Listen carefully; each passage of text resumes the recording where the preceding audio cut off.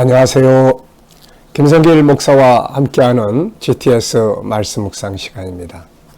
오늘은 8번째 주간의 마지막 날, 7째 날 묵상입니다.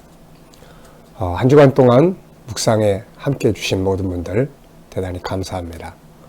우리가 평생 살아가면서 늘 익숙하게 훈련해야 될 것은 하나님의 말씀을 배우고 익히는 것, 그리고 묵상하는 일이 되겠습니다. 묵상을 통해서 하나님과 소통하고 은혜를 받고 삶을 변화시키고 또 은혜롭게 행복하게 살아갈 수 있고 하는 일들도 발전하고 성공할 수가 있게 되는 거죠. 하나님께서도 그래서 여호수아서 1장 7절로 8절에서 묵상, 가나안 땅 정복을 앞에 둔 이스라엘 백성들에게 묵상을 당부하셨고, 또 시편 1편에서도 복 있는 사람은 하나님 말씀을 주야로 묵상하는 사람이라고 말씀하고 있죠. 우리 자신이 묵상에 익숙해지고 그리고 우리 자녀들에게 이 묵상을 유산으로 남길 수 있으면 얼마나 좋겠습니까? 자, 이제 오늘 8번째 시간 마지막 우리 7째 날 주제는 이제 함께 나누기입니다. 이 묵상집은 3가지 목적으로 기록이 만들어져 있죠. 하나는 역동성, 내가 스스로 깨닫고 감동받고 하는 것. 2번째는 암송입니다. 그리고 3번째는 7가지의 주제를 생활 속에서 사용해보는 일들이죠. 그래서 첫째 날은 전체 기억하는 거예요. 전체 내 마음에 그리고, 둘째 날은 중요한 것 찾고, 셋째 날은 숨겨진 비밀 찾고, 넷째 날은 하나님과 소통하고, 다섯째 날은 이제 나 그리고 너 그리고 모든 만물, 업무와의 관계를 아름답게 만드는 것이죠. 그리고 여섯째 날은 배우고 응용하기입니다. 그리고 7째 날을 이제 함께 나누는 거예요. 내가 알고 있는 것을 나만 알고 있으면 나중에는 고인물처럼 썩은 지식이 되지만, 그러나 이것을 함께 나누면 살아있는 생명력이 있는 그런 지식이 될 수가 있는 것입니다. 자, 오늘 그러면은 우리 먼저 그림을 한번 다 같이 보면서 묵상을 나누겠습니다. 자, 이 그림, 축구장 같고 그 안에 태극기가 휘날리는 바로 수많은 군중들이 모여있는 이 그림을 보면 떠오르는 것이 있죠. 저는 2002년 월드컵입니다. 월드컵. 우리 한국의 위상을 한 단계 더 높여준 중요한 사건이었죠. 그래서 이 내용을 보면 참 감사하고 너무너무 감사하죠. 변방의 작은 나라, 전쟁의 폐허 속에서 다 망해버렸던 나라가 이렇게 일어나서 세계 속에 우뚝 서서 월드컵을 치르면서 나라의 위상에 참 이때 얼마나 많은 사람들이 단합하고 또 이들이 감동하고 그랬습니까? 이걸 바탕으로 해서 나라가 더 성장하고 발전할 수 있었던 거죠. 그래서 저는 이거 보면서 정말 감사한 일이었다라는 느낌을 줬습니다. 두 번째는 그림 안에 있는 이제 내용물들이에요. 우선 눈앞에 보이는 이제 것들은 태극기, 관중, 그리고 다양한 광고판, 축구장 잔디 이렇게 보이고요. 보이지 않는 영역들은 또 긴장감도 있었을 것 같고, 기대감, 기쁨, 희망, 연합 이런 것들이 있을 것 같습니다.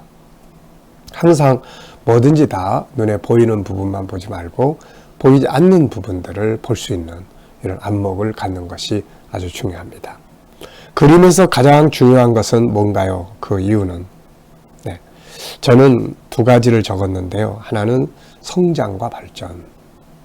이걸 통해서 또 성장하고 발전하는 과정에서 이런 일들이 또 이루어졌기 때문에 또 이걸 통한 새로운 성장이 이루어지게 된 거죠. 그리고 또 하나는 이제 연합입니다. 이때는 그냥 누구나 다 하나였던 것 같아요. 광화문에서 시청 앞에서 막 전국적으로 거리 응원들. 지금도 그게 가능할지 모르겠어요. 참 이렇게 연합된 모습은 언제 봐도 참 좋습니다. 자, 3번째입니다. 그림 보고 떠오르는 이야기나 사람 적어보기. 이 월드컵 그러면 아마 떠오르는 게 참 많을 거예요.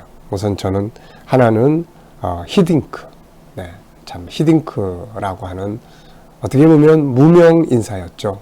근데 이분이 오셔서 우리 한국의 축구를 정말 한 단계 올려놓는 이런 역할을 했던 분이죠. 네. 자, 그리고 이제 저는 월드컵 그러면은 그 제일 기억에 남는 경기가 3, 4위전이었던 것 같아요. 터키하고 한국. 참 편하게 봤던 경기였던 것 같아요. 막 다른 경기는 막 조마조마하게 봤는데 그 경기는 터키하고 우리나라의 관계를 참 많이들 이야기를 했거든요.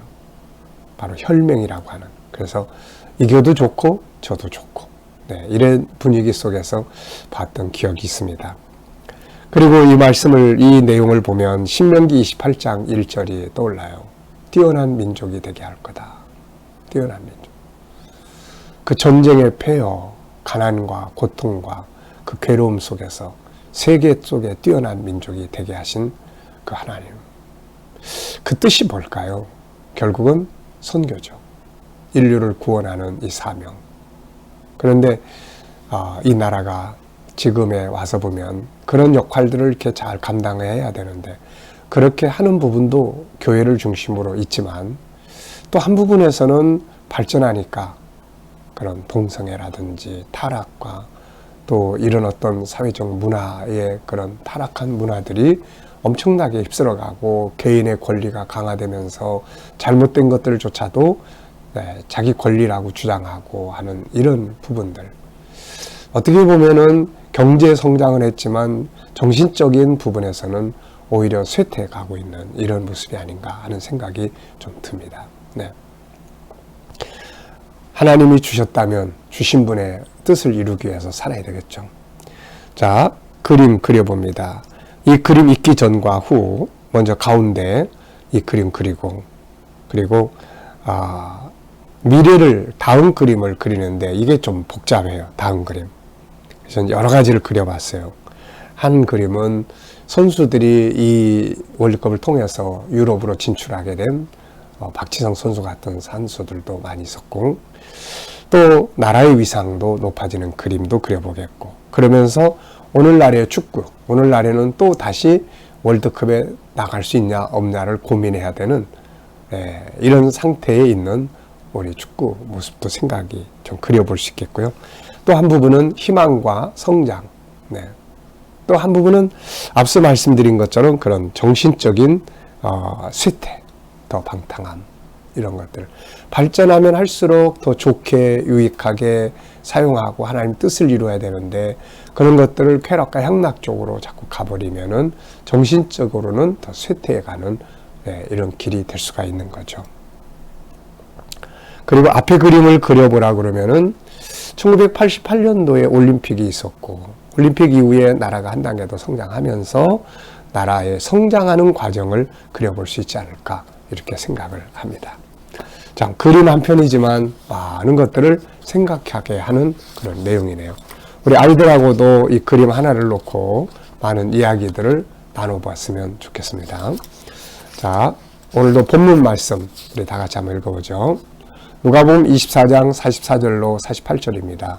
또 이르시되 내가 너희와 함께 있을 때에 너희에게 말한 바 곧 모세의 율법과 선자의 글과 시편에 나를 가리켜 기록된 모든 것이 이루어져야 하리란 말이 이것이라 하시고 이에 그들의 마음을 열어 성경을 깨닫게 하시고 또 이르시되 이같이 그리스도가 고난을 받고 제3일에 죽은 자 가운데 살아날 것과 또 그의 이름으로 죄사함을 받게 하는 회개가 예루살렘에서 시작하여 모든 족속에게 전파될 것이 기록되었으니 너희는 이 모든 일의 증인이라. 아멘. 자, 먼저 어제 오늘 감사한 일 적어 보시기 바랍니다. 자, 첫 번째 질문을 하겠습니다. 본문 전체에서 긍정의 요소는 무엇인가요? 오늘은 함께 기억하면서 나누는 거예요. 전체를 함께 나누는 겁니다. 그래서 이 질문도 함께 나누는 시간이 되시면 돼요. 긍정의 요소. 저는 여기서 몇 가지 적어봤습니다. 세상의 모든 일에는 다 부정과 긍정이 같이 있죠. 어둠과 밝음이 같이 있습니다. 그래서 항상 어둠을 보고 사느냐 아니면 밝음을 보고 사느냐에 따라서 인생이 달라지죠. 그래서 우리 아이들에게도 그렇고 항상 이 밝은 면을 보게 만드는 훈련, 이게 참 중요합니다. 본문 속에서 긍정의 요소, 희망적 요소는 뭡니까? 저는 첫째는 성경이 있다는 것이죠. 희망인 것 같아요. 성경. 네. 또 성경은 반드시 이루어진다는 것. 오늘 본문에 보면 이루어진다는 표현들이 몇 번 등장합니다. 그리고 예수 그리스도의 부활하심, 그리고 죄사함 받는다는 것, 그리고 증인이 되는 사명. 사람이 뭔가 할 일이 있다는 것은 정말 중요한 것이죠. 자, 두 번째 질문입니다. 한 주간 묵상하면서 가장 기억에 남는 것은 뭔가요? 저는 두 가지를 적었습니다. 하나는 성경의 주제, 모세의 율법, 선지자들의 글, 시편. 이 성경의 주제가 바로 예수 그리스도라는 것. 또 하나는 복음이 온 세계에 예루살렘에서부터 전파될 것이 기록됐는데 그걸 이루기 위해서 누군가가 해야 되는데 그게 바로 우리들의 사명이다 하는 것입니다. 자, 본문의 내용을 한번 쭉 설명을 해볼까요? 자, 본문의 내용. 어떤 내용이라고 생각합니까? 내용을 이해하고 설명할 수 있다면 그것이 아주 공부 잘하는 비결이죠. 자, 우선 제가 정리한 것을 말씀드립니다. 부활하신 예수님은 자신의 부활이 우연이 된 게 아니라 성경에 기록된 대로 모세 율법, 선지자들의 글, 시편, 성경에 기록된 대로 된 것이라는 걸 말씀을 하셨죠. 그리고 이어서 주님의 고난, 부활, 예수 그리스도의 이름으로 제사함 받는 이 복음이 예루살렘에서부터 모든 민족에게 전파될 것이 기록되었다. 이것을 너희가 이루어라 하는 이제 이런 말씀을 주신 것이죠. 자, 이제 본문 암송해 보는 시간입니다. 자, 암송은 우리가 네 가지 방법으로 하면 된다고 그랬죠. 첫째는 그대로 외우는 것, 둘째는 흐름을 외우는 것, 세 번째는 이야기로 만들어서 외우는 것, 네 번째는 중요한 것 하나, 둘을 골라서 외우면 되는 것. 우리가 왜 말씀을 많이 외워야 됩니까? 그것은 말씀이 내 속에서 살아서 역사하기 때문에 그렇습니다. 자, 외우실 수 있는 분들은 다 한번 같이 외워보시도록 하시죠. 이르시되 내가 너희와 함께 있을 때에 너희에게 말한 바 모세 율법과 선지자들의 글과 시편에 나를 가리켜 기록된 모든 것이 이루어지리라 한 말이 이 말이라 하시고 이것이라 하시고 그들의 마음을 열어 성경을 깨닫게 하시고 또 이르시되 그리스도가 고난을 받고 3일에 다시 살아날 것과 또 그의 이름으로 죄사함을 받는 회개가 예루살렘에서부터 모든 민족에게 전파될 것이 기록되었으니 너희가 이 모든 일의 증인이라. 아멘입니다. 자, 전체 내용 중에서 가장 중요한 질문 한 개씩 만들어서 나누어 보시기 바랍니다. 자, 저는 두 가지 질문을 했는데요. 첫째는 성경의 주제는 무엇인가요? 성경의 주제. 두 번째는 우리가 이루어야 할 중요한 말씀은 뭔가요? 우리가 이루어야 될 중요한 말씀은 무엇인가요? 예루살렘에서부터 복음이 땅끝까지 전파될 것이 기록됐다. 이걸 이제 우리가 이루어 가야 되는 거죠. 바로 복음 증거예요. 그래서 우리가 개인적으로도 이것을 이루는 사람들, 교회도 이걸 이루는 교회, 또 나라도 이걸 이루는 나라. 이것이 참 중요한 것이죠. 자, 옆에 내용을 한번 보겠습니다. 우리 소그룹 모임 때 함께 나누도록 되어 있는 거죠. 1번, 2번 같이 나누시고 3번은 내용을 정리한 것입니다. 본문 이야기. 본문 말씀은 예수님께서 부활하신 후에 제자들에게 당부하신 선교적 명령의 말씀입니다. 주님은 성경 전체는 자신의 죽음, 부활, 회개와 구원을 이루고 있음을 말씀하시면서 복음이 예루살렘으로부터 온 세계에 전파될 것이 기록되었으니 이 일을 제자들이 이루라고 말씀하신 내용입니다. 복음이 예루살렘으로부터 온 세계에 전파될 것이 예언된 것은 바로 이사야서 2장 3절이죠. 이사야 선지자는 복음이 예루살렘에서부터 세상 모든 곳에 전파될 것을 미리 성령의 감동으로 알고 예언을 한 거죠. 자, 우리가 이제 이걸 이루는 나라가 되어야 될 것입니다. 자, 두 번째는 나라를 위한 기도. 대한민국이 복을 받는 나라가 되기 위해서는 거룩한 땅이 되어야 하고 선교하는 나라가 되어야 합니다. 선교는 하나님의 일이죠. 그러므로 선교하는 나라가 될 때 하나님께서 지키시고 복을 주시는 것입니다.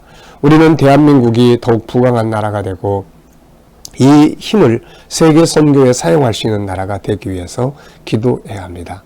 나아가서는 우리 개개인 역시 선교를 일생의 목표로 삼고 동참해야 하죠. 기도로 물질로 선교하고 직접 선교나 또 간접 선교로 함께 할 수 있도록 해야 하는 것입니다. 우리 아이들은 선교의 꿈을 가지고 공부하고 선교의 비전을 품고 직장생활, 사업을 할 수 있는 이런 자세들을 우리가 나눌 수 있어야 될 것입니다. 자, 세 번째는 주님께서 마음을 열어주셔야 성경을 깨닫게 됩니다. 하나님 말씀을 잘 깨닫기 위해서는 열심히 읽고 배우는 것도 중요하지만 본문에서 말씀하신 것처럼 주님이 마음을 열어주셔야 하는 것이죠. 그러므로 우리는 항상 진리를 깨닫기 위해 주님이 마음을 열어주시도록 기도해야 될 것입니다. 자, 한 주간 묵상하시느라고 수고들 하셨고요. 내일부터 시작하는 9번째 묵상 모두 함께 기대감을 가지고 참여하시기 바랍니다. 기도하고 마치도록 하겠습니다. 주님 감사합니다. 한 주간 묵상을 통해서 은혜 받게 하시고 말씀 생각하며 하나님의 거룩한 은혜에 동참하게 하심을 감사합니다. 깨닫고 느끼고 배운 말씀들 실천하는 은혜가 있게 하여 주옵소서.